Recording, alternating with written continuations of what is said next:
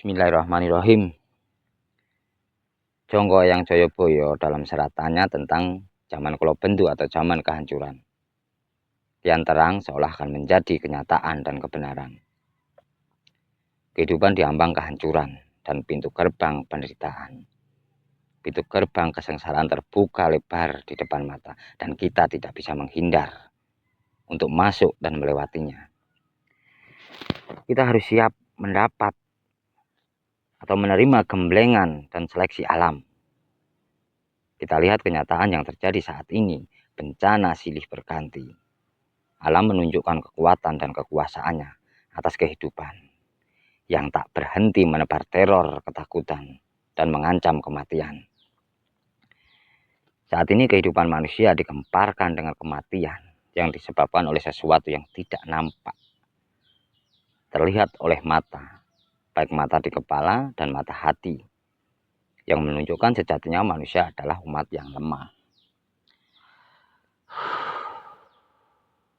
Virus corona ibarat ranjau yang bertebaran di sekitar kita, yang setiap saat mengancam kematian, dan kita tidak bisa menghindar, karena virus corona tidak terlihat. Virus corona menebar teror kematian, tidak mengenal usia, jenis kelamin, strata, atau derajat, dan pangkat. Ini menjadi bukti kita tidak bisa melawan atau menolak ketentuan dan kehendak Allah Subhanahu wa Ta'ala, yang salah satunya adalah kematian.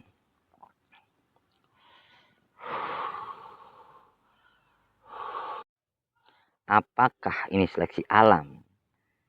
Dalam Jonggo Joyoboyo diserat Gabah Diinteri. Alam menyeleksi. Alam memilih kehidupan manusia. Virus corona yang menebar ketakutan tentang kematian. Tapi yang pada kenyataannya ada yang sembuh. Ada yang hidup. Ketakutan dengan kematian memberi tanda atau memberi bukti lemahnya keimanan kita kepada kuasa Allah. Karena pada hakikatnya yang hidup pasti mati. Dan 1000 cara bagi Allah berkehendak atas kematian umat-umatnya.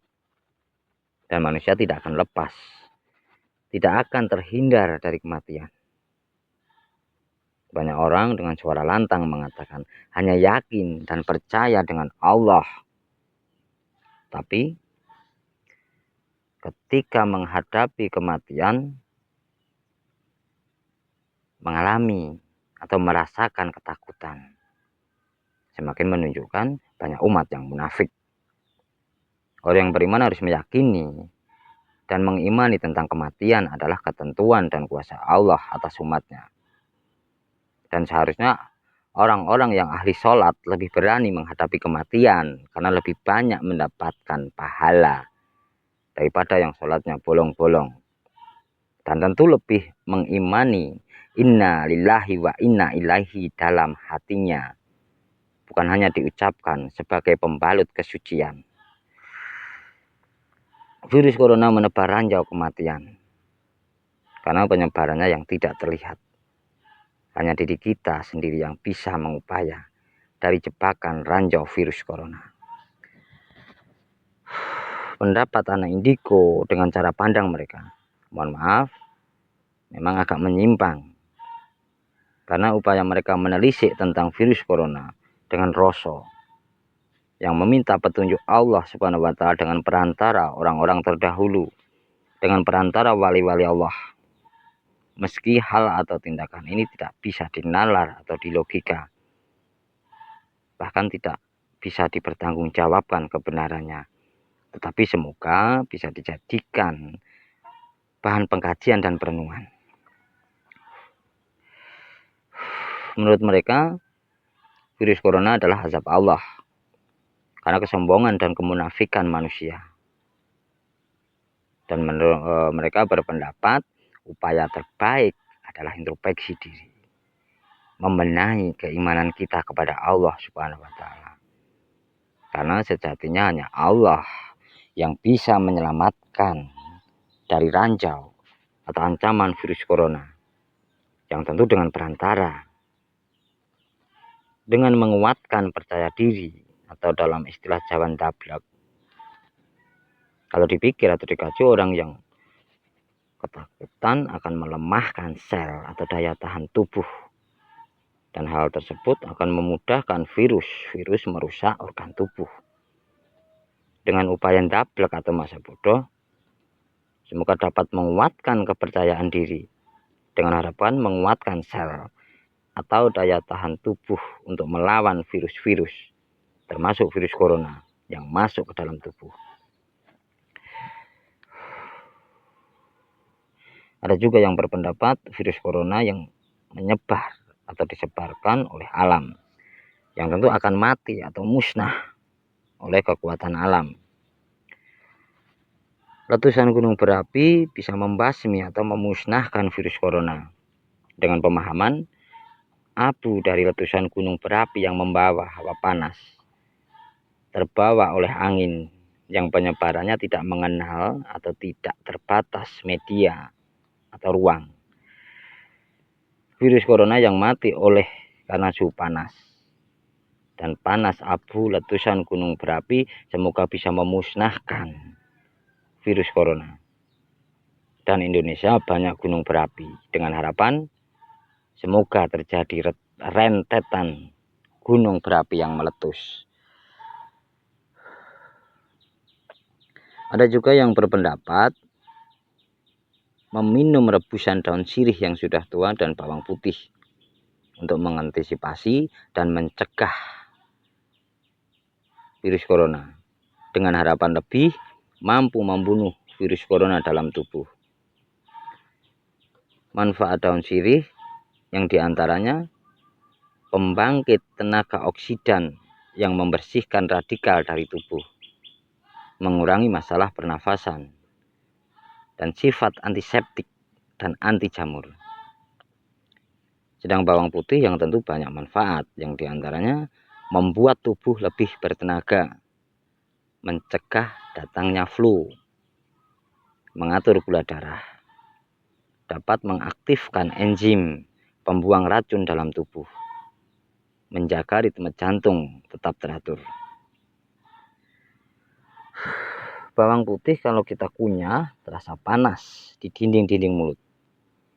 Ketika ditelan, tenggorokan terasa panas sampai ke perut, dengan harapan membentengi dinding tenggorokan dan membunuh virus corona atau mencegah berkembangnya virus corona dalam tubuh.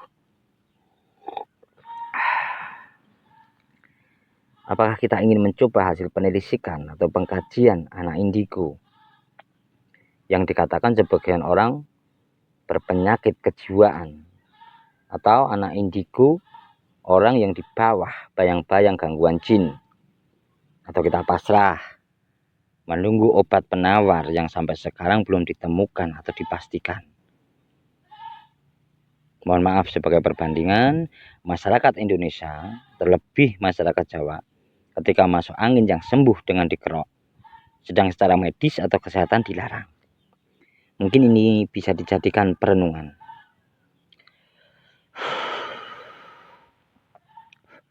Virus corona menebar ranjau-ranjau kematian dan ketakutan manusia yang menjadikan kebingungan sehingga melemahkan akal dan keimanan manusia.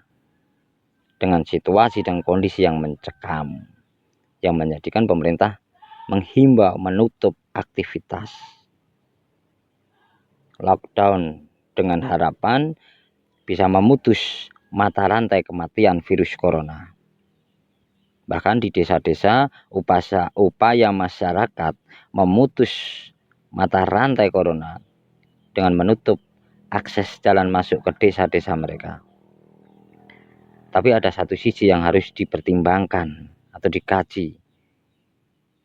Lockdown dalam waktu yang lama tentu akan berakibat buruk pada sektor perekonomian, yang bisa memicu kekisruhan dalam masyarakat. Apakah akan terjadi hukum rimba dalam masyarakat,